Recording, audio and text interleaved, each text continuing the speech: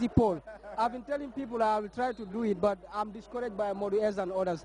But hopefully, we'll see Navek once again do what they can do. When tug of war is for the army, but when it comes to the greasy pole as well, that is where Navek excels so well. Because they own all the poles in town. And they Yeah. them every day. It's no surprise seeing Navek doing this year after year, honestly. I just want to comment about what the Minister of Tourism and Culture has said. It is a day that gathers all stakeholders, people from different walks of life, share joy, happiness, and trying to that team spirit, which is very important. It comes once in a year. So when it comes, I think it is something that everybody treasures because of the importance of it. It's not only has a sporting importance, but the kind of camaraderie that is witnessed here is something that should be nurtured for posterity model. Okay. I think we'll just hand over the mic to our colleague Modu S. Jallo, who also has someone just standing by him, MS. Thank you very much, Tom. I have the Armed Forces coach with me here. They've just pulled Lyco Atlantic Hotel. Tell us, are you here to defend your title? Yes, last year you did ask me, and I'm going to repeat the same thing. Inshallah, I'm here to defend my title. And by the grace of the Almighty, there is nothing to stop us, because fitness in the army is the bedrock. So far, so good. The ones you competed with, you easily pulled them. Yeah, because we are not here to race, because we are pulling them not less than a minute, seconds. You can see. We are pulling them in seconds. You don't even want to pull a minute. Okay, we'll get back to you later. Thank you, sir. All right. Well, one by one, the hoteliers are going out. It was the Lyco Atlantic Hotel. Now Carabao has followed suit. The muscular men, weightlifters, seems to have been tracked by the security services. So this is not all about power. It's not all about strength. It's about discipline and being able to, the ability to harness your potentials together in unison. And then with one accord, with one cry, you pull your opponent. I think that's what the security services have. They've shown us that it requires more of discipline and tactics than mere strength and power. Evidently, More. That is why I believe that if they can pull these men, I see no reason why they cannot pull Gav. Yeah. It's all the same. It's not about being muscular or being very tough. You know, it's just tactic and being disciplined, like you said. Yeah. Well, we also have the National Assembly member, Honorable Hadinyang Jai, who earlier also took part. Yeah, just one constituency also took part in the tug of war, but unfortunately they were pulled by their opponents. Honorable Nyang Jan will talk to us in a moment about the significance of this day, the May Day, and her impressions of the event so far. Honorable, well, congratulations for taking part in the tug of war, first and foremost. Thank you very much. We are very happy to be here and privileged to be here, because everything is like a bonding period where you meet people that you haven't met for so long. It's in a family atmosphere that everybody's enjoying. Thank you very much. And as you said, I took part in the tug of war, and we are happy to declare ourselves the winner in principle, because we were outnumbered first. When we were 12-12, we pulled the office of the president. You witnessed that. But they disregarded that and said we should go a second time. The second time, we saw that we were 12, but they were more than 12. That resulted in the so-called victory of the OP. Okay, so now who owns the victory? The GNOC, did they award you the victory, or the victory still stands with the office of the president? The victory is for the National Assembly. As I said, first we were outnumbered, and we did the first one, and we were, you know, they disregarded that one.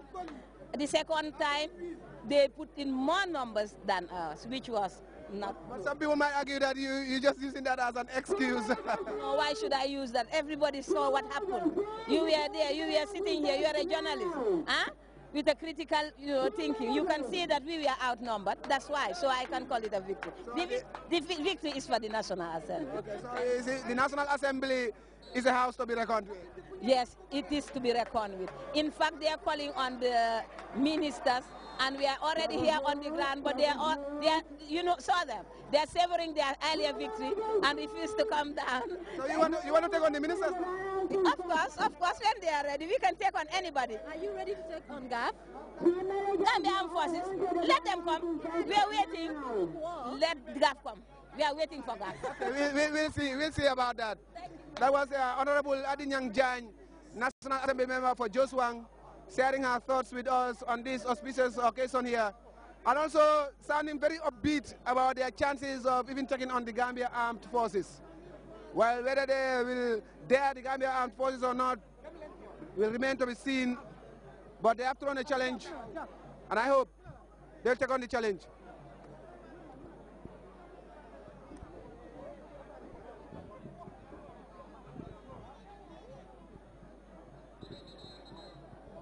Well, the athletics, we've seen the Gambia Armed Forces again, took the first position in the athletics, 4x100 meters. And now this is the second group. We have Nawek and many others gunning for victory here. Yeah, it is not a surprise to see the security teams win the athletics event, because they have a very powerful athletics teams. You know, they have some of the country's best athletes. So that makes it easier for them to outpace athletes from other institutions. So don't be surprised to see them dominate the athletics events. We'll see that often in the athletics, the track and field events. Okay, likely the security services will dominate. They have done past editions of this Mayday Sports, the athletics events, but we may see one or two surprises here. Nawek may pull a surprise. Gambega may pull a surprise here, and many other teams, KMC, and hopefully GRTS too. So it is not a foregone conclusion for as far as the athletics is concerned. It is not the security services may not necessarily win all the events, but whatever the case, we'll see for ourselves here at the July 22nd Square in Banjul, where you are watching proceedings live on the Gambia Radio and Television Services.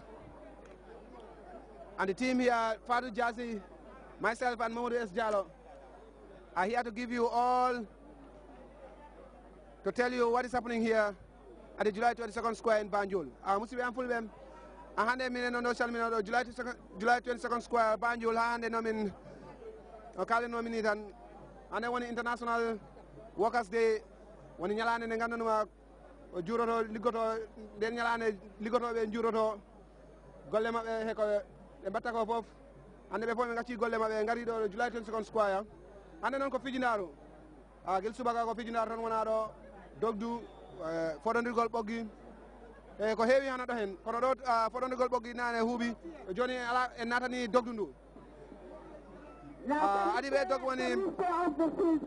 dog woni Gambia Armed Forces ko ben bagi force ko ben keri yeso ay no jironi yeso television mon woni ministre kebe hana do woni Sanwa fa Ogu Solomon Owens kon pe woni don do he television mon woni ministre jogi do kule ndemaka Abdou Koli woni ministre jogi do kule jawdindi ministre jogi do kule dantonir gongol woni Nana Great Johnson and 400 July 22nd Square. The athletics is in high gear. It's around, and who is leading the pack? Wajasi. The Gambia Armed Forces seem to be leading the pack. No, Gambia, that is prison. The Gambia Prison Services seem to lead the pack, and he was so comfortable with the lead. Yeah, you can see the legs. He looks like Usain Bolt.